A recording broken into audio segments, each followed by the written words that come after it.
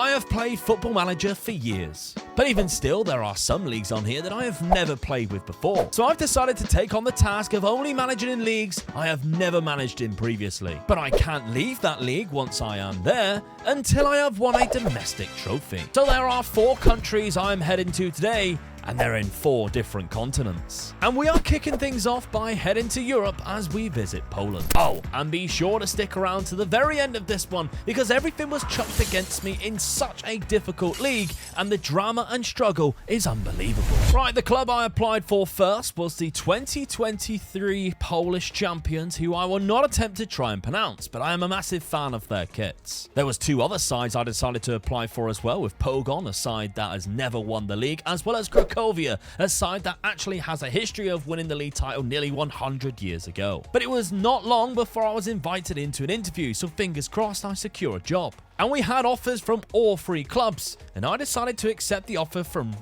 Rakow, is it? The team with the nice kits anyway. So here we are on day 1 of our new exciting journey. It appears the current team really suits a 3 at the back formation, which is something I've enjoyed using recently, so that could be an avenue to go down. So here we are in our first new country that I've never managed in, Poland, as the manager of Rakow. Upon investigating my team, I was gutted to see that my best player is out for the whole season, so that's a good start, but there are some quality midfielders that I think we should definitely build a team around. And with that, I think we try to go with a 3 at the back system, if I can get it to actually sit in the back 3 properly, and actually use one player from the left with the other as a 10, as that's our 2 biggest threats. And I began bringing in some new signings to help improve our squad, like this man Sane at centre back, as well as a really aggressive ball winning midfielder who can slot into that DM role. And he played and shone in the first game of the season, in which we picked up 3 points. He even scored from a back post header in the 3-1 win. But there was still more players being added to the club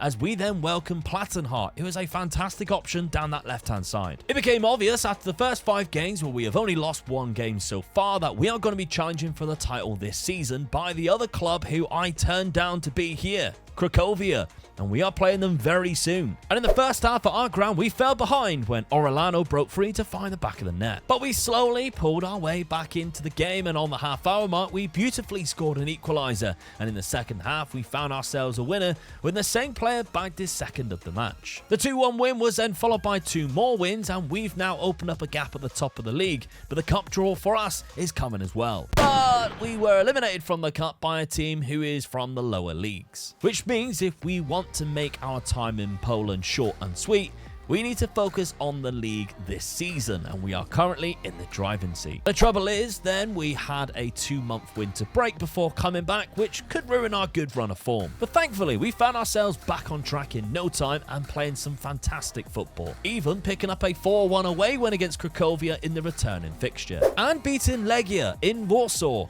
who are the other really strong side in Poland right now. But thanks to signings like Plattenhardt and our striker Bruns, things were looking great. And we lift our first trophy on this journey as we win the Polish league. By some margin too, only losing 4 games and finishing 17 points above Legia. Meaning our time here is done and we resign from our post in order to search for the next country we haven't managed in yet. So with Europe out the way quite quickly, it's also time for a different continent. The question is, where are we going next? Well, we head across the Atlantic Ocean as I've accepted a job in Canada, as we've been offered a role to become the manager of Atletico Ottawa, a club I can at least pronounce the name of. A club that was only founded in 2020 and have never since won a single trophy, so it's our job to take this team and turn them into winners. I noticed we were actually in the middle of a season after just being eliminated from the cup and currently sit in the playoff spot, but don't worry, I won't count anything this season. Tactically, I'm keeping it simple again with a 4-1-4-1, which will hopefully be really secure in defence, as it seems our midfield is our weakest position right now. What I realised as well is that our first and final game of the league campaign was against our local rivals York United, and they weren't going to give us a warm welcome at all, and in fact absolutely smashed us 3-0. Despite this, we still qualified for something, I guess the playoffs, but we are in the top 5 anyway. But annoyingly, York was also the team we played in the first round of that said playoffs, and they beat us after equalising in the 93rd minute and getting a winner in extra time. So going into transfers and removing loan signings, I think there's 3 positions I'm totally to aim to improve this season. Although the first thing I did was actually sign a new striker who I couldn't resist bringing in, and a new centre-back. We also brought in a CDM on a free transfer again who will help that midfield out. And going into our first full season in Canada, we are switching up the system into a 4-4-1-1 to try and score some more goals. As the season started, new signings were still coming through though, and all free transfers. We also managed to finally defeat our rivals York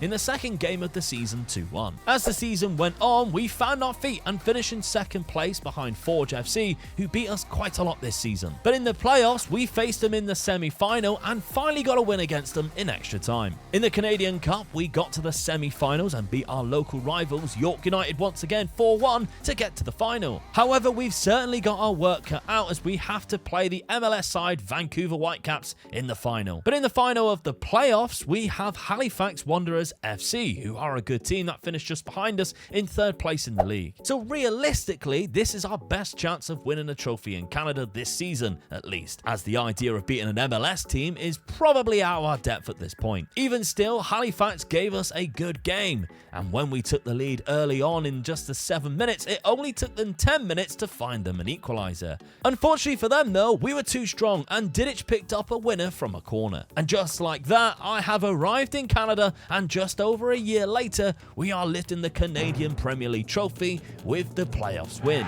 But could we do the domestic double before we leave? Somehow, yes. We faced the MLS side and won comfortably 3-1, putting in a solid performance and lifting another trophy in Canada. So our first trip to Canada was a successful one, and it's on to the next. After giving Atletico Ottawa their first ever trophies, it's time to move on, and they were obviously gutted and trying to keep us around. But we have somewhere to be. And it took a while, but eventually I got a job in Peru. It's another country I've never managed in, and I'm now the manager of Club Deportivo Garcilaso, a club that were in the Copa Libertadores but were eliminated at the group stage but struggled in the opening stage of the league. And yes, just like Mexico, this league is broken up into two parts. Our best player happens to be a goalkeeper, but there's also a really good defensive midfielder and a decent winger as well. With that being said, I'm keeping the tactic really simple here and going for a 4-3-3.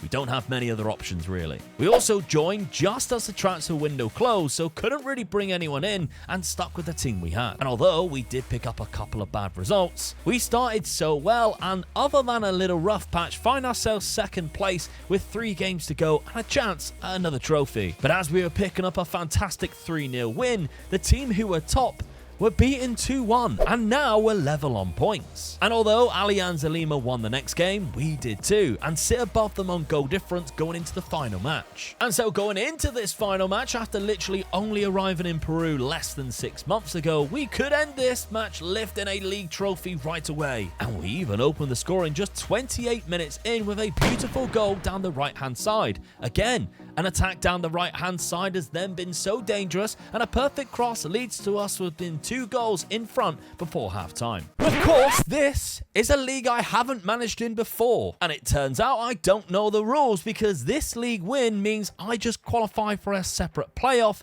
against previous winners, I guess, to become a season champ, with the first game in the semi-final ending in a 0-0 draw. But in the second leg, I turned the mentality up to positive, and we scored some goals. 3 in fact, as we batter them 3-0 in the second leg, and now go through to the final to face Sporting Cristal over 2 legs to hopefully win a trophy. Once again, I decided to go more attacking with the mentality at home, and it worked as we stormed them and scored 4 goals, giving us a fantastic lead to take to their stadium in the away leg, which is where I decided to drop it to a more cautious mentality and lowered the tempo. But this isn't over yet, as we're facing off against the best team in Peruvian football history right now, who have won this competition 21 times while we have never won it. And by half time, our plan was working, as we were holding them on to a 0-0 draw. But eventually, Sporting Cristal broke the deadlock and managed to score in the second half as they pushed for a mighty comeback. With 5 minutes of stoppage time, it gave them hope, and they needed to find 2 goals, and with a bit of fortune, they got one of them. However, time had run out, and our defensive approach was just about good enough as we take yet another team without any history of winning a trophy and lift the Peruvian Championship. It's only been a short amount of time, but we've taken this underperforming side straight to the top. And that is another league that I have never managed in that I have won a trophy in. with one continent left remaining. So on the eve of celebrating the big win, once again I hand in my resignation to the board, asking me to stick around longer. Because I am off to the hardest league I have never managed in, Indonesia. And that's because I've accepted a role to become the manager of PSM Makassar, a team that's underperforming right now as they were predicted to finish in 4th but fell to mid-table in the Indonesian top flight. From my understanding, it's a league that again goes into a playoff scenario, so finishing first does not count you as the champion and you do not lift the trophy. Because as you can see, the team that finished in 2nd place seem to have won, and it looks like the top 4 is the only 4 that makes it to the playoffs. After a little look at the squad, it appears that our best players are wingers, 2 strikers and a right back, so building something around that. And tactically it suits a 4-2-2, and I've also got 2 players that very much suit a double pressing forward partnership. We currently have no money, so I'm offloading a player to try and bring in a couple of free transfers. But before we can bring anyone in, we have ourselves our first match of the season, and in a game which we dominated, we unfortunately dropped points as we drew 1-1. My new signing is here though, Kenshiro Daniels of the Philippines, and he joins and instantly improves our attacking options. He slotted in well, scoring 3 goals in the first 3 games at the club, settling in fast in our front line. He wasn't the only new face, as Song Kom Song, yes that's his real name, come in as a new centre back on a free transfer. So we cracked on with our first season in Indonesia in our quest to win a trophy. But we were eliminated in the first round of the Indonesian Cup to a 93rd minute winner. Our league form was really good though, and we have reached the playoffs after finishing top of the league, losing only 1 game. In a scrappy playoff semi-final first leg, we come away with 10 men and a 2-1 lead. However, after only losing 1 game in the league all season, our opponents managed to bag a 3rd goal in the 91st minute. A goal that actually knocked us out 4-3 on aggregate and ended our trophy hunt this season. And so our mission continues here in Indonesia. So in the off-season, we brought in 5 transfers to begin with, 4 being Indonesian and then 1 a Brazilian striker who's 20 years old and 6'4", a monster who looks a great pressing forward for this level. In the cup, we were once again eliminated in a bad loss to a 91st minute winner in the semi-final 2nd leg. But this season, Negreiros has been a sensation, scoring 29 goals and linking up very well with his strike partner. His name and Montserrat is everywhere as we top the league again to go into the playoffs, and they have both got the most goals in the league this season. In the first leg of the playoff semi-final, we won 2-0 away from home to give us a comfortable lead. Luckily, this time round we didn't blow it and progressed through to the final against Jakarta. In the first leg of the final, only 1 goal was scored, and it was a worldie, giving us a 1-0 advantage. Alarm bells were ringing when we were without 4 players, maybe even 5, including our 2 main goal scorers for the 2nd leg. I decided to play Montserrat anyway and risk it, considering this was the final game of the season and he could be the difference maker. And immediately he played his part, using his strength to see the ball go through to Kalon, who smashes in the opening goal in the 2nd minute. Jakarta equalised on the night from a free kick, 2-1 on aggregate. But this game is full of action, and before 20 minutes, Kalon is scoring the 2nd of the match. Our pressing has been fantastic, but we were pushed too high up the pitch and our opponents played through us and got themselves a 2nd also. So with Montserrat's injury and us getting overrun in midfield, I decided to play another midfielder in the 2nd half to match the 3 that they had. But within seconds, that might have been a bad move as Jakarta leveled up on aggregate to score 3-3. We had to rely on our midfield being stronger, and an amazing counter-attack, Kalon set up Sayuri to score 3rd for us just 2 minutes later. But again, from a corner this time, we conceded a 4th. I decided to go for it. I couldn't sit back and defend, so I went back to a 4-2-2 and put Daniels on to try and play how we've been playing all this season, which has been a successful season for us. But devastation for us as Jakarta score another from a set piece at the back post. Thankfully though, they aren't the only ones good at set pieces, and it's 5-5 on aggregate, taking the game to the one thing I hate most about this sport, a penalty shootout. But with the first penalty, our keeper makes an unbelievable save, followed by Kalon missing our first penalty too. And Daniels missed our 2nd, putting us 2-0 down. And from that, the penalty shootout went until we needed Jakarta to miss, and they didn't, securing victory in an amazing game of football. And unfortunately for us, my mission it was their day to lift the Indonesian Premier League trophy. Which means for us, it's back to the drawing board. Worryingly though, we have so many players out of contract this season, and a lot of them are first team players, and not one of them are wanting to sign extensions. And with all of them leaving, at least we have a full squad, but we have shocking midfielders and centre backs. I then discovered the problem. During the season, we lost our professional status, which the board is rejecting to give back to us, meaning that we don't have the ability to attract any Indonesian players as they are not wanting to sign part-time contracts with us. So instead, we had to rely on 3 foreign players to bring in who would want to sign on a part-time deal instead. However, we could only register 6. We did sign 1 more, but we had to take out Negreros just to register him. And so we power into our 3rd season here in Indonesia with a point to prove. Once again, we were spanked in the semi-final of the Indonesian Cup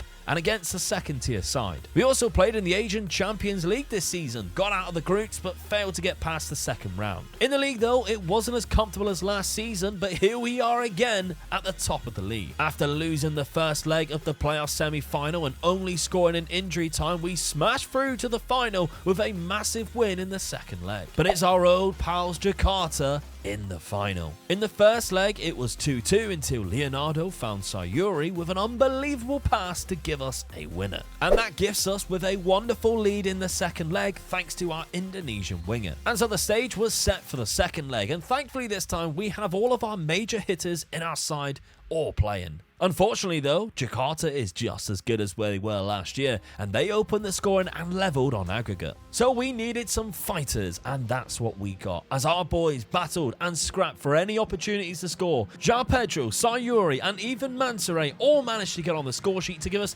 a 4-1 win on the night, and our home fans are there to celebrate finally securing the title. A well-deserved Indonesian League Championship win, and after 3 seasons of building this team with heartbreak in the last 2 years, especially last season on penalties, these lads deserve it. And of course that means the final trophy being lifted from a league that I have never managed in before. And if you haven't subscribed yet, why not? And here, watch this video as Dad and I use the Youth to Gold system in a versus battle.